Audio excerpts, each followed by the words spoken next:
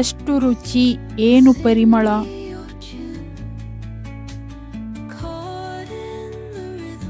Mixie ಇರ್ಲಾರ್ದ ಮಾಡಿದ ಮಾವಿನಕಾಯಿ ಚಟ್ನಿ ತಿಂತಾ ಇದ್ರ ನಮ್ಮ ಅಜ್ಜಿ ನನಗೆ ಸಣ್ಣಗಿದ್ದ ಮಾಡಿಕೊಟ್ಟು ಮಾವಿನಕಾಯಿ ಚಟ್ನಿ ರುಚಿನ ನೆನಪಾಗತೈತೆ. ಭಾಳ ಬೆಸ್ಟ್ ಆಗೈತಿ. ವಾ, ಏನು ರುಚಿ, ಏನು ಪರಿಮಳ. ಈ ಬ್ಯಾಸಿಗೆ ಬಂದ್ರೆ ಸಾಕು ಎಲ್ಲಾರ ಮನೆಯೊಳಗೆ ಮಾವಿನಕಾಯಿ ಚಟ್ನಿ ಮಾಡಿರ್ತಾರ. ಆದ್ರೆ ನೀವು ದಿವಸ ಮಿಕ್ಸರ್ನಾಗ ಮಾಡ್ಕೋತೀರಿ. ಒಂದ್ಸಾರಿ ನಿಮ್ಮ ಟೈಮ್ ಸ್ಪೆಂಡ್ ಮಾಡಿ ಕಲ್ಲೊಳಗೆ ಜಜ್ರಿ, ಇದ್ರ ರುಚಿನ ಬೇರೆ ಇರ್ತೈತಿ. ಕಲ್ಲೊಳಗೆ ಜಜ್ಜಿದ ಮಾವಿನಕಾಯಿ ಟೇಸ್ಟ್ ವೆರಿ ವೆರಿ ಸೂಪರ್. ನನಗೆ ಇವತ್ತು ನಮ್ಮ ಅಜ್ಜಿ ನೆನಪಾಗತೈತಿ ಈ ಚಟ್ನಿ ತಿನ್ನುವಾಗ. ಮಾವಿನಕಾಯಿ ಚಟ್ನಿ ಮಾಡಲು ಬೇಕಾಗಿರುವ ಸಾಮಗ್ರಿಗಳು: ಮಾವಿನಕಾಯಿ, ಹಸಿಮೆಣಸಿನಕಾಯಿ, ನೆನೆಸಿಟ್ಟ ಕಡಲೆಬೇಳೆ, ಕರಿಬೇವು, ಬೆಳ್ಳುಳ್ಳಿ, ಉಪ್ಪು, ಜೀರಿಗೆ, ಬೆಲ್ಲ. ಇವಿಷ್ಟೇ ಸಾಮಗ್ರಿಗಳನ್ನು ಬಳಸಿ ಇಂದು ಮಾವಿನಕಾಯಿ ಚಟ್ನಿ ಹೇಗೆ ಮಾಡುವುದೆಂದು ತಿಳಿದುಕೊಳ್ಳೋಣ. ಗೆಳತಿಯರೇ ನಮಸ್ಕಾರ. ಇವತ್ತು ನಾನು ಈ ಕಾರು ಕಲ್ಲೊಳಗೆ ಜಜ್ಜಿ ಮ್ಯಾಂಗೋ ಚಟ್ನಿ ಹೆಂಗೆ ಮಾಡೋದು ಅಂಥೇಳಿ ತೋರಿಸ್ಕೊಡ್ತೀನಿ. ಇವು ಮಾವಿನಕಾಯಿ ಸಣ್ಣಂಗೆ ಹೆಚ್ಚಿಟ್ಕೊಂಡಿನಿ, ಹಸಿಮೆಣಸಿನ್ಕಾಯಿನೂ ಸಣ್ಣಂಗೆ ಹೆಚ್ಚಿಟ್ಕೊಂಡಿನಿ. 2 ಹಸಿಮೆಣಸಿನ್ಕಾಯಿ ಅದಾವ, ಒಂದು ಸಣ್ಣ ಮಾವಿನಕಾಯಿ ಐತೆ. ಇವನ್ನ ಮೊದಲ ಕಲ್ಲೊಳಗೆ ಹಾಕೋತೀನಿ. ನಮಗೆಲ್ಲರಿಗೂ ಬ್ಯಾಸ್ಗಿ ಕಾಲ ಬಂತಂದ್ರೆ ಮೊದಲು ನೆನಪಾಗುದ ಮಾವಿನಕಾಯಿ. ನಾವು ಮಾವಿನಕಾಯಿ ಸೀಸನ್ ಒಳಗೆ ಪ್ರತಿ ದಿವಸ ಈ ಮ್ಯಾಂಗೋ ಚಟ್ನಿ ಮಾಡೇ ಮಾಡ್ತೀವಿ. ಈ ಮ್ಯಾಂಗೋ ಚಟ್ನಿಗೆ ಈಗ ಇವು ಸ್ವಲ್ಪ ಜಜ್ಜಿದ ಮೇಲೆ ಇವು ನೆನೆಸಿಟ್ಟಿದ್ದು ಕಡ್ಲಿಬೇಳೆ ಅದಾವ, ಅರ್ಧ ಬಟ್ಲು. ಇವನ್ನ ಹಾಕೋತೀನಿ.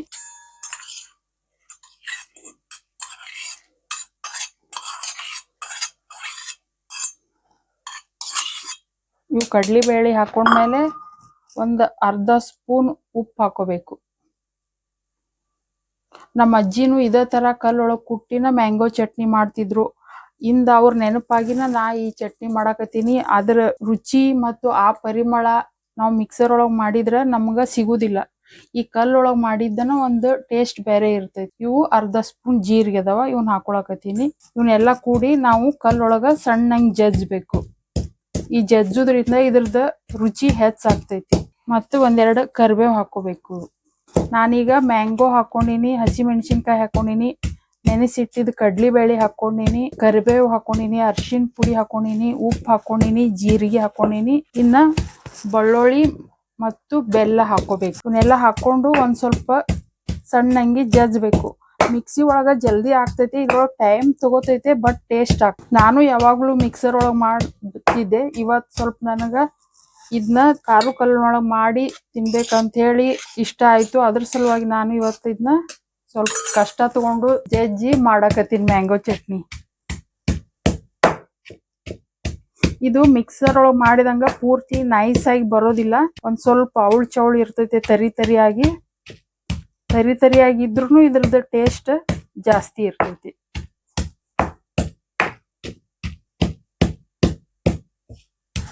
ಈಗ ಒಂದ್ ಸ್ವಲ್ಪ ಬೆಳ್ಳುಳ್ಳಿ ಹಾಕೋತೀನಿ. ಇನ್ನು ಬೆಲ್ಲನೂ ನಮಗೆ ಜಾಸ್ತಿ ಸ್ವೀಟ್ ಬೇಡ, ಅದಕ್ಕೆ ಸ್ವಲ್ಪ ಹಾಕೋತೀನಿ. ಈಗ ಇಷ್ಟು ಇನ್ನೇನು ಹಾಕೋದು ಉಳ್ದಿಲ್ಲ. ಇವಿಷ್ಟು ಹಾಕಿನಿ. ಈಗ ಸಣ್ಣಂಗೆ ಇದನ್ನ ಕುಟ್ತೀನಿ.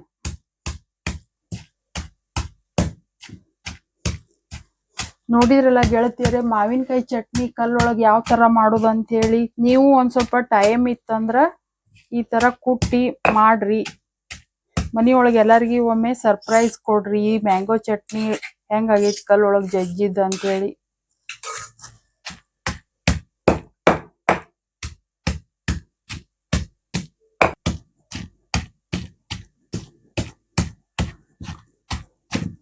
ನಾವು ಮೊದ್ಲು ಸಣ್ಣವ್ರಿದ್ದಾಗ ನಮ್ಮ ಅಜ್ಜಿನೂ ಹಿಂಗೆ ಕಲ್ಲೊಳಗೆ ಕುಟ್ಟಿ ಚಟ್ನಿ ಮಾಡ್ತಿದ್ರು. ಇವತ್ತು ಅದು ನೆನಪಾಗಿನ ನಾ ಇದು ಮಾಡಾಕತ್ತೀನಿ. ಆ ಚಟ್ನಿ ರುಚಿ, ಅದ್ರ ಪರಿಮಳ, ಅದೊಂದು ಟೇಸ್ಟನೇ ಬೇರೆ ಇರ್ತಿತ್ತು. ಆ ಘಮ ಇನ್ನೂವರೆಗೆ ಹೋಗಿಲ್ಲ. ಈಗ ನಾ ಕುಟ್ಟಾಕತ್ತಿದ್ದ ಚಟ್ನಿ ಒಳಗುನು ಅದ ಘಮ ಬರಾಕತ್ತೈತೆ. ಈ ತರ ನಾವು ಕಲ್ಲೊಳಗ ಜಜ್ಜಿ ಸಣ್ಣಂಗ್ ಕುಟ್ಟಿ ಮಾವಿನಕಾಯಿ ಚಟ್ನಿ ಮಾಡ್ಕೋಬೇಕು. ಇದನ್ನ ಪುರಿ ಜೋಡಿ, ಚಪಾತಿ ಜೋಡಿ, ದೋಸೆ ಜೋಡಿ, ಅನ್ನದ ಜೊತೆ ಎಲ್ಲಾದ್ರ ಜೊತೆನೂ ಹಚ್ಕೊಂಡು ತಿನ್ಬಹುದು. ಒಂದ್ ಸೈಡ್ ಡಿಶ್ ಆಗಿ ಇದನ್ನ ನಾವು ಬೇಸಿಗೆ ಕಾಲದಾಗ ಪ್ರತಿದಿನ ಮಾಡ್ಕೋಬಹುದು. ಮಾವಿನಕಾಯಿಯಿಂದ ಪಚಡಿ ಮಾಡ್ತಾರ, ಸಾರು ಮಾಡ್ತಾರ, ಕೋಸಂಬರಿ ಮಾಡ್ತಾರ, ಚಟ್ನಿ ಮಾಡ್ತಾರ. ಉಪ್ಪಿನಕಾಯಿ ಮಾಡ್ತಾರ. ನಿಮ್ಗೆ ಯಾವ್ದು ಇಷ್ಟ ಆಕೈತೋ ಅದ್ ನೀವು ಈ ಬೇಸಿಗೆ ಕಾಲದಾಗ ಮಾವಿನಕಾಯಿ ಸೀಸನ್ಯಾಗ ಮಾಡ್ಕೋಬಹುದು. ನೋಡ್ರಿ ಈ ತರ ಈ ಚಟ್ನಿ ಈಗ ರೆಡಿ ಆಯ್ತು. ಇದನ್ನ ಒಂದ್ ಬಟ್ಲಕ್ಕ ತೆಗಿತೀನಿ.